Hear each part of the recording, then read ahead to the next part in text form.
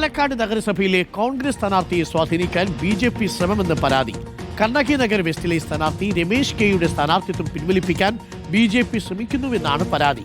രമേശിന്റെ വീട്ടിലെത്തി സ്ഥാനാർത്ഥിത്വം പിൻവലിച്ചാൽ പണം നൽകാമെന്ന് വാഗ്ദാനം ചെയ്തുവെന്നാണ് പരാതിയിൽ പറയുന്നത്.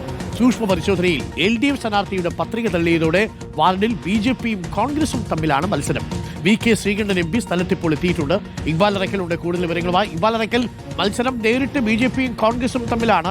LDF സ്ഥാനാർത്ഥിയുടെ പത്രിക തള്ളിയതോടുകൂടി അവിടെ ഇടത് വോട്ടുകൾ കോൺഗ്രസിലേക്ക് പറഞ്ഞാൽ ബി.ജെ.പി. തോക്കും. ഈ സാഹചര്യത്തിലാണോ ബി.ജെ.പി. നേതാക്കൾ വീട്ടിലെത്തി പണം വാഗ്ദാനം നൽകിയത്? എത്ര രൂപയാണ് വാഗ്ദാനം നൽകിയത്? ഇതെങ്ങനെയാണ്? ഈ പരാതിയിൽ ശരിക്കും കഴമ്പുണ്ടോ ഇക്ബാൽ? അരുൺ, ഇന്നലെ രാത്രിയിലാണ് ഈ പാലക്കാട് മുനിസിപ്പാലിറ്റിയിലെ 50-ാം വാർഡിലെ സ്ഥാനാർത്ഥിയായ UDF സ്ഥാനാർത്ഥിയായിട്ടുള്ള രമേശിന്റെ വീട്ടിലേക്ക് ബി.ജെ.പി. നേതാക്കൾ എത്തുകയും പിന്നീട് രമേശിന്റെ കുടുംബവുമായി ഇവർ സംസാരിക്കുകയും ചെയ്യുന്നത്. സ്ഥാനാർത്ഥിത്വം പിൻവലിക്കുന്നതുമായി ബന്ധപ്പെട്ടുള്ള കാര്യങ്ങളാണ് രമേശിന്റെ കുടുംബവുമായി ഈ ബി.ജെ.പി. നേതാക്കൾ ചർച്ച നടത്തിയിട്ടുള്ളത്. ഏതായാലും രമേശും കുടുംബവും ഇവിടെയുണ്ട്. അവർക്കൊപ്പം UDF-ന്റെ നേതാക്കളുണ്ട്. കോൺഗ്രസിന്റെ MP ആയിട്ടുള്ള വി.കെ. ശ്രീകണ്ഠൻ, അതുപോലെ തന്നെ രാഹുൽ മാങ്കൂട്ടത്തിൽ ഉൾപ്പെടെയുള്ള ആളുകളെല്ലാം ഇവിടേക്ക് ഇന്നലെ രാത്രി മുതൽ തന്നെ അവരെല്ലാം ഇവിടേക്ക് എത്തിയിരുന്നു. രമേശ് നമുക്കൊപ്പം ചേരുന്നുണ്ട്. ഇന്നലെ ആരാണ് എത്തിയത്? എത്ര മണിക്ക് എത്തിയത്? എന്തായിരുന്നു അവർ പറഞ്ഞിരുന്നത്? ഇന്നലെ ഞാനിവിടെ ഉണ്ടായിരുന്നില്ല, ഞാൻ പുറത്തായിരുന്നു. അപ്പോൾ സുനിൽ പറഞ്ഞ ഒരാളാണ് വന്നെന്നാണ് പറഞ്ഞത്, ബി.ജെ.പിയുടെ. അപ്പോൾ ഭാര്യയുടെ അടുത്ത് അച്ഛനും കൂടി ഉണ്ടായിരുന്നു. ഒരു നമ്പർ മേടിച്ചിട്ട് എന്നെ വിളിച്ചു. അപ്പോൾ എന്നെ നേരിട്ട് കാണാമെന്ന് പറഞ്ഞു. അപ്പോൾ ഞാൻ കാര്യം ചോദിച്ചപ്പോൾ അവർ പറഞ്ഞില്ല, നേരിട്ട് കണ്ട് സംസാരിക്കലാണ് കാര്യമാണെന്ന് പറഞ്ഞു. അപ്പോൾ ഞാൻ പറഞ്ഞു നേരിട്ട് കാണാൻ പറ്റില്ല, ഇപ്പോൾ ഞാൻ DCC ഓഫീസിൽ പോയിക്കൊണ്ടിരിക്കുകയാണ്, ഇപ്പോൾ പറ്റില്ല പറഞ്ഞു. എന്നിട്ട് ഞാൻ ഫോൺ കട്ട് ചെയ്തു. അത് കഴിഞ്ഞിട്ട് പിന്നെ ഞാൻ DCC ഓഫീസിൽ എത്തി സാധനം കണ്ട് സംസാരിച്ച് സംസാരിക്കുന്ന സമയത്താണ് ഇവിടുത്തെ നിലവിലുള്ള കൗൺസിലർ വന്നിട്ട് ഭാര്യ നമ്പർ മേടിച്ച് ഫോൺ ചെയ്തിട്ട് എന്നെ വിളിച്ചിട്ടുണ്ടായിരുന്നു. വിളിച്ചിട്ട്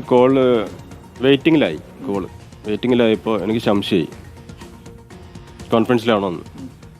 ഞാൻ ഫോൺ റെക്കോർഡിലിട്ടെന്ന് അവർക്ക് അറിഞ്ഞു. ഇപ്പോൾ ഫോൺ കട്ട് ചെയ്തു. പിന്നെ വിളിച്ചിട്ടുണ്ടായിരുന്നില്ല. പിന്നെ സാറ് എന്നെയും കൂട്ടി ഇങ്ങോട്ട് വന്നു. പിന്നെ ഞാൻ സ്റ്റേഷനൊക്കെ വിളിച്ച് റിപ്പോർട്ട് ചെയ്തു. അവർ വന്നു. ആദ്യം സംസാരിച്ചത് ഭാര്യയോടാണല്ലേ? രമേശിന്റെ ഭാര്യ നമുക്കൊപ്പം ചേരുന്നുണ്ട്, അരുൺകുമാർ. എന്താണ് അവർ ഇവിടെ വീട്ടിലെത്തി പറഞ്ഞത്?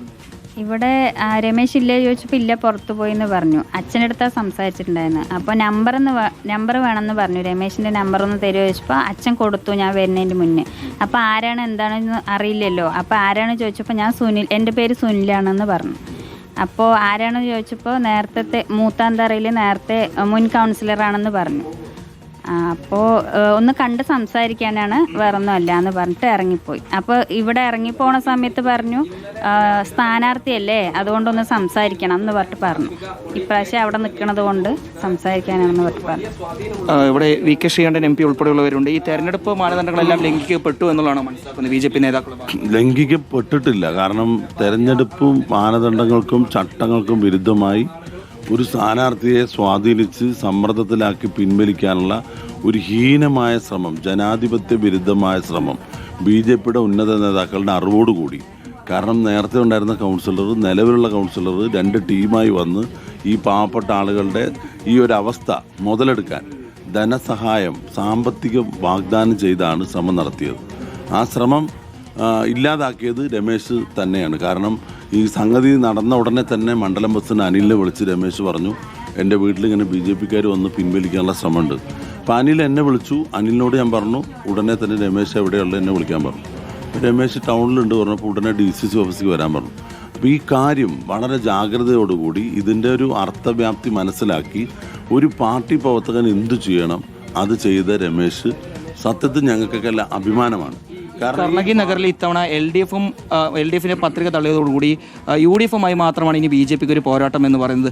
അതുകൂടി ഒഴിവാക്കാനുള്ള ശ്രമമാണ്. 3 വാർഡിൽ 50-ാം വാർഡിലും 51-ാം വാർഡിലും CPM-ന്റെ പത്രിക തള്ളിപ്പോയിട്ടുണ്ട്.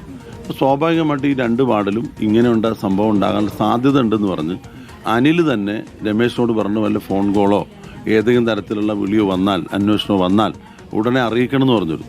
ഒരു ഇത്രയും ഉത്തരവാദിത്തമുള്ള സ്വന്തം തൊഴിലെടുത്ത് ഒരു കുടുംബത്തെ മുഴുവൻ പോറ്റി വളർത്തുന്ന രമേശ് ഇങ്ങനെയൊരു സംഭവം ഉണ്ടായപ്പോൾ അടുത്ത സെക്കൻഡിൽ വിളിച്ചത് ഞങ്ങളെ കോൺഗ്രസിൻ്റെ മണ്ഡലം പ്രസിഡന്റിനെയാണ്. അപ്പോൾ ഒരു സാധാരണ പ്രവർത്തകനായ രമേശ് സത്യത്തിൽ കോൺഗ്രസിൻ്റെ അഭിമാനമാണ് കാത്തിരിക്കുന്നത്. ഏതെങ്കിലും തരത്തിൽ സമ്മർദ്ദത്തിനോ സ്വാധീനത്തിനോ വഴങ്ങിയാൽ വലിയ വില കൊടുക്കേണ്ടി വരും. നിങ്ങൾ തന്നെ പറയും കോൺഗ്രസിൻ്റെ സ്ഥാനാർത്ഥി അട്ടിമറിച്ചു, BJP കച്ചവടം നടത്തി എന്നൊക്കെ ഇങ്ങനെ പ്രചരിപ്പിക്കും ചാനലുകാർ ഉൾപ്പെടെ. അപ്പോൾ അതുകൊണ്ട് ഞങ്ങളുടെ അഭിമാനം കാത്ത ആളാണ് രമേശ്. നിയമവിരുദ്ധമായ പ്രവർത്തനത്തെ ആ സെക്കൻഡ് വെച്ച് അറിയിക്കുകയും അതിൽ ഞങ്ങൾക്ക് ഇടപെടാനും രാത്രി പോലീസ് പ്രൊട്ടക്ഷൻ ഏർപ്പെടുത്തി പോലീസിനെ കൊണ്ടുവന്ന് നിയമപരമായ നടപടിയെടുക്കണമെന്ന് ആവശ്യപ്പെട്ട ആളാണ് രമേശ്. അതുകൊണ്ട് BJPയുടെ ഈ കച്ചവടം അല്ലെങ്കിൽ കുറേ വർഷമായിട്ട് BJP നഗരത്തിൽ കച്ചവടമാണ്. ഈ കച്ചവട പരിവാറിനെ ചെറുത്തു തോൽപ്പിക്കും, ശക്തമായി എതിർക്കും എന്നുള്ളതിൻ്റെ ഏറ്റവും വലിയ തെളിവാണ് രമേശ്. അങ്ങനെയൊന്നും സ്വാധീനിക്കാൻ പാവപ്പെട്ട ആളുകളാണെന്ന് കരുതി ആത്മാഭിമാനം ഇല്ലാതാക്കാൻ കഴിയില്ല. അപ്പോൾ നല്ല അവിടേക്ക് എത്തിയ നേതാക്കളുടെ പേരുകൾ ഒന്നും കൂടി അറിയേണ്ടതുണ്ട്. ഏതൊക്കെ BJP നേതാക്കളാണ് യഥാർത്ഥത്തിൽ ഇവിടേക്ക് എത്തിയത്? സുനിൽ മോഹൻ പറഞ്ഞ ഒരാളെ എത്തിയത്, പിന്നെ ജയലക്ഷ്മി പറഞ്ഞിട്ട് ഞങ്ങളുടെ ഇപ്പോഴുള്ള കൗൺസിലർ ജയലക്ഷ്മി. അതെ. എത്ര മണിയോട് കൂടി ശരിക്കും അവർ ഏകദേശം ഒരു 9:30 മണിയോട് കൂടിയിട്ടാണ് ആദ്യം ഇങ്ങോട്ട് വരുന്നത്. അത് കഴിഞ്ഞിട്ട് ഏകദേശം ഒരു 15 മിനിറ്റ് ഗ്യാപ്പിലാണ് പിന്നെ ജയലക്ഷ്മി എന്ന് പറഞ്ഞ ഞങ്ങളുടെ ഇവിടുത്തെ കൗൺസിലർ വന്നിട്ടുണ്ടായിരുന്നു. അവരാണ് ബയോടത്ത് പറഞ്ഞത്, ഇങ്ങനെ നിങ്ങൾക്ക് എന്തെങ്കിലും ബുദ്ധിമുട്ടുണ്ടെങ്കിൽ അത് തീർത്ത് തരാം. അപ്പോൾ ഭർത്താവിനെ സംസാരിച്ചിട്ട് സാമ്പത്തിക ബുദ്ധിമുട്ടുണ്ടെങ്കിൽ ഞങ്ങൾ തീർത്ത് തരാം, പിന്മാറാൻ പറയണം, നിങ്ങൾ സംസാരിച്ചിട്ട് നാളെ പറഞ്ഞാൽ ഇന്ന് പറഞ്ഞിട്ട് പോയിട്ടുണ്ടായിരുന്നു. അതിനുശേഷമാണ് പിന്നെ എന്നെ വിളിച്ചത് അവർ. അപ്പോൾ എന്നെ വിളിച്ചപ്പോഴാണ് ഞാൻ ഇങ്ങനെ സംസാരിക്കുന്ന ഇടയിൽ കോൾ വെയിറ്റിംഗ് ആയപ്പോൾ അത് റെക്കോർഡിംഗ് ആണോ അല്ലെങ്കിൽ കോൺഫറൻസ് ആണോ എന്നുള്ള സംശയത്തിൻ്റെ പേരിൽ ആദ്യമായാണ് അവരിങ്ങനെ ബന്ധപ്പെടുന്നത്. അതെ, ആദ്യമായിട്ടാണ് ഇന്നലെ. അപ്പം ഞാനും കോൾ റെക്കോർഡിംഗ് ആക്കി. ഭയമൊന്നുമില്ല, ബൈക്ക് അങ്ങനെയൊന്നും സംഭവിക്കുക. എത്ര ആൾക്കാർ കൂടെ ഉണ്ടാകുമ്പോൾ എന്തിനും ബൈക്കുന്നത്? ഭയമൊന്നുമില്ല. അപ്പം ഇങ്ങനെ സംശയം ഉണ്ടായപ്പോൾ ഇങ്ങനെ കോൾ ഞാൻ റെക്കോർഡിലിട്ട് ഉടനെ അവർ ഇത് കട്ടാക്കി കോള്. പിന്നെ ബന്ധപ്പെട്ടിട്ടുണ്ട്. പിന്നെന്താ, ധൈര്യമായി മുന്നോട്ട് പോകണം. രമേശിനെ ആരാ ഭയപ്പെടുത്താൻ നോക്കുന്നത്? രമേശ് ഒരു പ്രലോഭനത്തിലും വീടില്ല എന്നുള്ളതാണ് രമേശ് പറയുന്നത്. അത് അങ്ങനെ പണം കൊടുത്ത് സ്വാധീനിക്കാനാണ് BJP ശ്രമിച്ചതെങ്കിൽ അതിൽ നിന്ന് പിന്തിരിയുക എന്നുള്ളതാണ്. എന്തായാലും പരാതിയുമായിട്ട് മുന്നോട്ട് പോകുന്നു എന്നാണോ മനസ്സിലാക്കുന്നത് ഇക്ബാൽ? അരുൺകുമാർ, തീർച്ചയായും ഏതായാലും നിയമപരമായിട്ടുള്ള എല്ലാ നടപടികളും ആരംഭിച്ചിരിക്കുകയാണ് ഈ വിഷയത്തിൽ. കോൺഗ്രസ് ഇന്നലെ രാത്രിയിൽ തന്നെ പാലക്കാട് ടൗൺ നോർത്ത് പോലീസിന് വിവരം നൽകുകയും പോലീസ് ഇവിടേക്ക് എത്തി രമേശിനെയും കുടുംബത്തിനെയും മൊഴി രേഖപ്പെടുത്തിയിട്ടുണ്ട്. ഇന്ന് വീണ്ടും പാലക്കാട് ടൗൺ നോർത്ത് പോലീസ് സ്റ്റേഷനിലെ SI അജാസുദ്ദീൻ്റെ നേതൃത്വത്തിലുള്ള സംഘം ഇവിടേക്ക് എത്തി ഇപ്പോൾ വീണ്ടും ഈ കുടുംബത്തിൻ്റെ മൊഴി രേഖപ്പെടുത്തിയിട്ടുണ്ട്. ഇനി ഈ പരാതിയുടെയും മൊഴിയുടെയും അടിസ്ഥാനത്തിൽ മറ്റു നടപടികൾ ഉടൻ തന്നെ ഉണ്ടാകുമെന്നുള്ളതാണ് മനസ്സിലാക്കുന്നത്. പോലീസ് ഒരുപക്ഷെ FIR രജിസ്റ്റർ ചെയ്ത് കേസെടുത്ത് മറ്റു നടപടികൾ തുടരുമെന്നുള്ളതാണ് മനസ്സിലാക്കുന്നത്.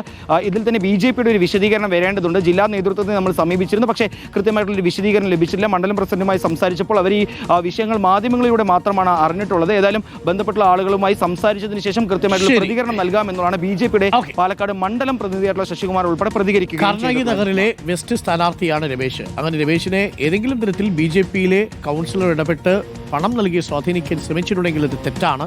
അത്തരം പ്രലോഭനങ്ങളിലൊന്നും വീഴുന്ന ആളുകളല്ല രമേശിനെ പോലുള്ളവർ എന്നുള്ളത് മനസ്സിലാക്കുക. ഇനി അങ്ങനെ ചെയ്തിട്ടില്ലെങ്കിൽ എന്തിനാണ് പിന്നെ അസമയത്ത് പോയി ഇവരുടെ ഫോൺ നമ്പർ ചോദിക്കുന്നതും ഇവരെ കാണണമെന്ന് പറയുന്നതും? അയാളൊരു സ്ഥാനാർത്ഥിയല്ലേ, അനാവശ്യമായ വിവാദങ്ങൾക്ക് വഴിക്കാതിരിക്കുക എന്നുള്ളതേ നമുക്ക് പറയാനുള്ളൂ. അപ്പോൾ പ്രിയപ്പെട്ട പ്രേക്ഷകരെ, നമ്മുടെ വാർത്തായാത്ര തുടരുകയാണ്. ഇപ്പോൾ സമയം 8 മണി കഴിഞ്ഞ് 18 മിനിറ്റ് ആയിരിക്കുന്നു.